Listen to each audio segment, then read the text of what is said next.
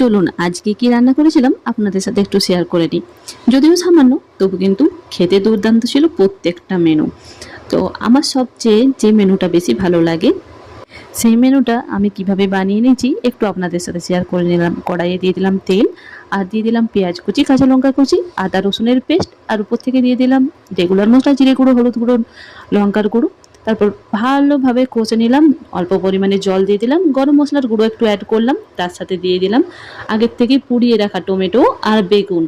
ভালোভাবে কিন্তু আমি পরিষ্কার করে রেখেছিলাম। তারপরে দিয়ে পরিমাণ মতো নুন দিয়ে কষে নিলাম। আর একদিকে বসিয়ে দিয়েছি ভাত। ভাত কিন্তু হয়ে গেছে। আর একদিকে আমি কড়াই পরিষ্কার করে পটল ভাজা বসিয়েছি। পটল ভাজা হয়ে গেছে। আর আগে আমি আলুটা ভেজে রেখেছিলাম। ঝুরো আলু ভাজা তো ডালের সাথে ভাতে খুব ভালো যায়, আর খেতেও দুর্দান্ত লাগে। আলু কাল্লা ভাজা হয়নি, ওটাও ভেজে নিলাম।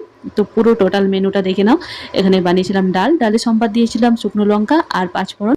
টোটাল মেনুটাই সামান্য হলে কি হবে, খেতে কিন্তু দুর্দান্ত ছিল। এখানে সবচেয়ে আমার প্রিয় ছিল এই বেগুন আর টমেটো ভর্তাটা। আর ঝুরো আলু ভাজা আর ডাল দিয়ে তো ভাত তো খেতে দারুণ লাগে। আমার ভিডিও এখানেই শেষ করলাম। ভিডিও ভালো লাগলে অবশ্যই সাবস্ক্রাইব করে পাশে থাকবেন।